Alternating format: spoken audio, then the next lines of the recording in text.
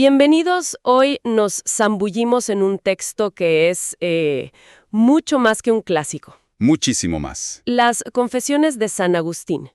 Y nos vamos a guiar con el audiolibro, que la verdad ayuda a captar el tono. Totalmente. Porque esto no es una autobiografía común y corriente. Es como una oración larguísima. Sí, Una sesión de autoanálisis brutalmente honesta y a la vez una investigación filosófica. Todo dirigido a Dios. exacto. Es un viaje psicológico y espiritual a una escala, bueno, monumental. Y lo fascinante es que Agustín no escribe para presumir o para justificarse. No, para nada. Escribe para entenderse a sí mismo. Y vamos a seguir esa ruta que él traza, desde su juventud inquieta, sus dilemas sobre el mal, Sí. hasta su forma que es revolucionaria de entender dos cosas que nos obsesionan hasta hoy: el tiempo y la memoria. Es extraer las joyas de esta obra, no solo los grandes momentos como su conversión en el jardín, Que es muy famosa. sino las ideas que se esconden en anécdotas que parecen triviales, como un simple robo de peras. Así que, bueno, empecemos a desempacar esta mente tan compleja. ¿Vale? Agustín arranca su historia con una sensación que creo que es muy reconocible, la de estar perdido. Describe su juventud no como una época dorada, sino como una especie de muerte en vida, Sí, hay una inquietud constante. un vacío que no sabe cómo llenar. Y fíjate que su análisis es casi forense, nada nostálgico. Él revisa su infancia no para recordar, sino para buscar el origen de su desconexión con lo divino. Claro, Lo cuestiona todo, desde la leche de su madre, que la ve como un regalo de Dios, hasta por qué le pegaban en la escuela por jugar en vez de estudiar. cuando los adultos hacían cosas peores. Exacto. Peores cosas por negocios. Ya desde niño sentía que las reglas del mundo como que no tenían mucho sentido. Hablemos del famoso robo de las peras, que a primera vista parece, no sé, un acto de vandalismo juvenil. Una travesura. Exacto, algo que cualquiera podría haber hecho. ¿Por qué le dedica tanto espacio? ¿Qué le atormenta de ese incidente? Porque para él ahí está la clave. ¿La clave de qué? La clave de la naturaleza del pecado. Y aquí está lo asombroso de su autoanálisis. Él se da cuenta de que no lo hizo por hambre. Cierto. De hecho, dice que tenían mejores peras en casa y que las que robaron apenas las probaron y se las tiraron a los cerdos. O sea, lo hizo por el puro placer de hacer lo prohibido. Por el goce de la transgresión misma. Eso es increíblemente moderno. Es una ventana directa al lado oscuro de la psique. Hacer algo malo no por el beneficio, sino porque es malo. Es casi una adicción a romper las reglas. Sí. Él lo llama un amor por la autodestrucción, un deseo de la nada. Lo ve como una imitación, perversa, retorcida, de la omnipotencia de Dios. ¿Cómo así? Es como si pensara: ¿Dios puede crear de la nada? Pues yo puedo reducir algo a la nada. Ah, entiendo. Dios establece el orden. Yo puedo sembrar el desorden. Es una idea filosófica profundísima extraída de un acto de delincuencia juvenil. Y esa misma mirada crítica la aplica a su educación, que era de élite. Totalmente. Hay una parte que me parece brillante, donde se lamenta de haber llorado por la muerte de Dido, la reina de Cartago, en la Eneida. Un personaje de ficción. Mientras su propia alma, dice él, se estaba muriendo lejos de Dios y no derramaba ni una lágrima. Y es muy duro con el sistema. O sea, se queja de que lo hacían aprenderse de memoria los problemas de un tal Eneas. Mientras ignoraba por completo los suyos. Exacto. Sentía que todo ese conocimiento era un desvío, una distracción de las preguntas importantes. Claro. Incluso las amistades de esa época las describe como un adulterio contra ti, refiriéndose a Dios, porque buscaba en la gente lo que solo podía encontrar en lo divino. Así que tenemos a un joven brillante, exitoso, pero Profundamente insatisfecho. Un candidato perfecto para un movimiento que prometía tener todas las respuestas. y ese movimiento eran los maniqueos, Sí es. ¿cierto? Una secta que le ofrecía un mapa claro del universo. Un mapa muy claro, con un chico bueno y un chico malo cósmicos. Explícanos un poco eso. Proponían un dualismo radical. El universo era una batalla entre un dios de la luz, el bien, el espíritu, Ajá. y un dios de la oscuridad que representaba el mal y la materia. A Agustín esto le resultó muy atractivo durante casi una década. Le daba una explicación sencilla, lógica para el problema del mal. Justamente. sin tener que culpar a un Dios único y todopoderoso. Básicamente, las cosas malas pasan por culpa del otro tipo. Pero claro, su intelecto no lo dejaba en paz, ¿no? Nunca. Y pone todas sus esperanzas en conocer a un famoso obispo maniqueo, un tal Fausto. Sí, pensaba que este sabio le resolvería todas sus dudas sobre astronomía, filosofía, el alma, todo. Y la decepción es enorme. Monumental. Fausto resulta ser un tipo encantador, muy elocuente, Pero hueco. intelectualmente hueco. Cuando Agustín le plantea sus preguntas complejas, Fausto básicamente admite que no sabe las respuestas. No son la misma cosa. Me encanta esa idea. Él mismo lo dice, ¿no? Nada es verdadero porque sea elocuente. Ni falso porque la expresión de los labios sea torpe. Un recordatorio de no dejarse llevar por la gente que habla bonito, pero no dice nada. Frustrado, se va a Roma y luego a Milán. Y es ahí donde su búsqueda da un giro inesperado, no a través de una religión, No. sino de la filosofía, con ciertos libros de los platónicos. Sí, el neoplatonismo fue la herramienta intelectual que necesitaba. Le ayudó a superar el que para él era el mayor obstáculo para su fe. ¿Cuál era? No podía concebir a Dios si no era como un cuerpo físico, como una especie de sustancia material infinita. Que para nosotros puede sonar extraño, pero en su contexto era una barrera mental gigante. Totalmente. Estaba atrapado en la idea de que si algo es real, tiene que ocupar un espacio. ¿Cómo te imaginas un Dios que no es un objeto? Imposible. Exactamente. Los platónicos le mostraron que las realidades más plenas no son las físicas, que la verdad, la belleza, la justicia son más reales que una silla. Eso le abrió la mente a la posibilidad de una realidad inmaterial, espiritual. Sí, pero se dio cuenta de que a esos filósofos, con toda su sabiduría, les faltaba algo crucial: ¿El qué? la humildad. Y lo describe con una metáfora increíble. Dice que los platónicos podían ver la tierra de la paz desde la cima de una montaña, Ajá.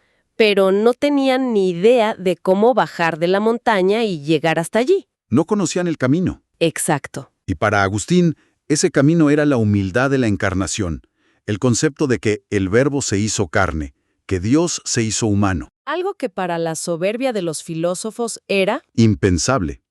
Buscar elevarse por encima de lo material, no bajar a ello. Con esto ya tiene casi todas las piezas del rompecabezas intelectual. pero le falta la más difícil. La voluntad. Aquí es donde la historia se pone realmente dramática, porque intelectualmente Agustín ya está convencido. Lo tiene claro. Sabe lo que tiene que hacer para cambiar de vida, pero simplemente no puede. Es una parálisis total. Y la describe como tener dos voluntades luchando dentro de él. Una descripción psicológica brillante. ¿Sí? Una voluntad vieja y carnal, forjada por años de costumbre, que tira de él hacia abajo. Y una nueva y espiritual que quiere liberarse, pero no tiene la fuerza. Se siente atado por lo que llama la cadena de sus hábitos, sobre todo en lo sexual. Quería entregarse a Dios, pero a la vez no quería. Es el autor de esa famosa oración de juventud. Señor, dame pureza y continencia, pero todavía no. Es una frase brutalmente honesta. ¿Quién no ha sentido algo parecido? Quiero empezar la dieta, pero el lunes. Totalmente. Y el punto de quiebres llega de una forma inesperada, con la visita de un amigo, Ponciano. Así es. Ponciano le cuenta, casi de pasada, la historia de Antonio, un monje de Egipto, y de cómo dos funcionarios del imperio, hombres de acción, leyeron su biografía y en ese mismo instante lo dejaron todo para dedicarse a Dios. O sea, le están diciendo en su cara, mira, estos tipos, sin toda tu fanfarronería intelectual, ya lo lograron. ¿Tú qué esperas? ¡Qué golpe al ego! Un golpe demoledor. Dice que lo llenó de una horrible vergüenza. Se da cuenta de que gente inculta se arrebata el cielo, mientras que él, con toda su ciencia... Sigue revolcándose en el fago. Exacto. Esa historia desata un torrente emocional que lo rompe por dentro. Huye al jardín de su casa totalmente angustiado, y ahí ocurre el famoso momento de la conversión. Sí. En medio de su llanto, escucha la voz de un niño o una niña cantando desde una casa vecina, una y otra vez. Tole leye, tole leye. Toma y lee. Él nunca había escuchado esa canción. En su estado de desesperación, lo interpreta como una orden directa de Dios. ¿Y qué hace? Corre de vuelta donde estaba su amigo, agarra el libro que tenía a mano, que eran las cartas del apóstol Pablo, lo abre en una página al azar. y leen la primera frase que ve en sus ojos. Y el pasaje le cae como un rayo.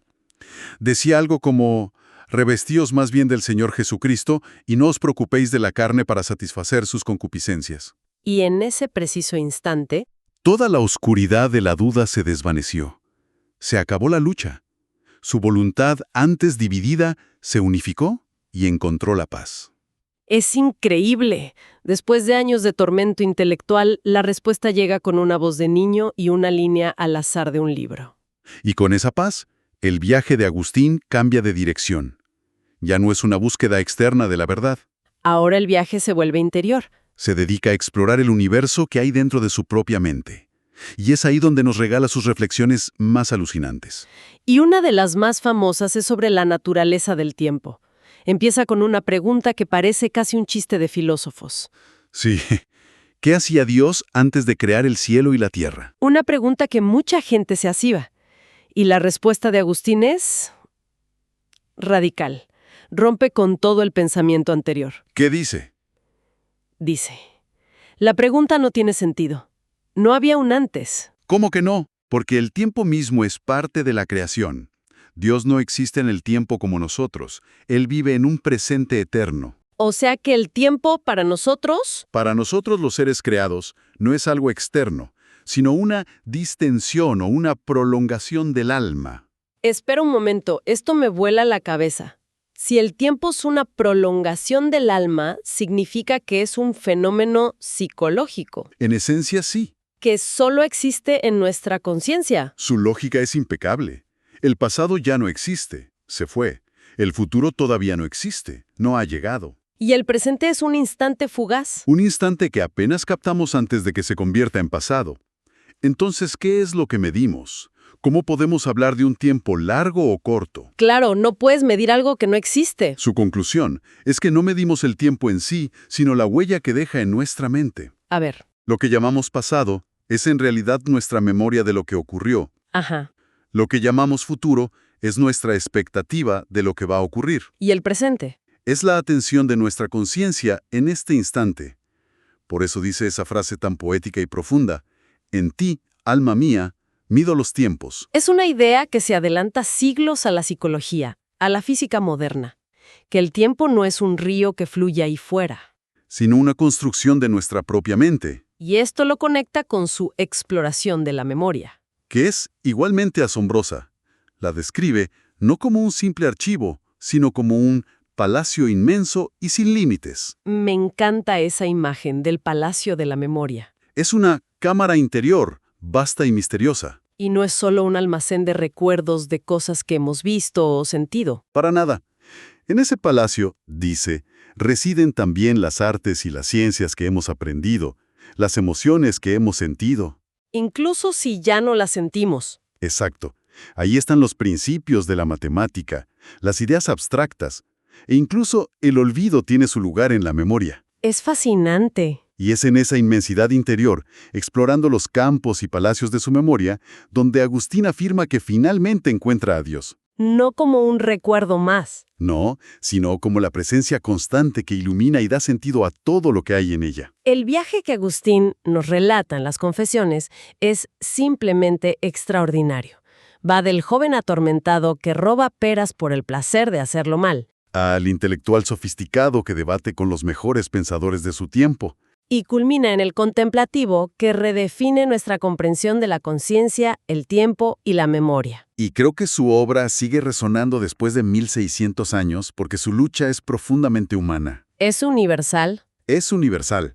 Esa batalla interna contra los malos hábitos, la búsqueda de un propósito que satisfaga a la vez a la razón y al corazón. Y el descubrimiento final de que las respuestas más profundas no están en el mundo exterior. Sino en el universo que llevamos dentro. Agustín nos deja con una idea potentísima al final.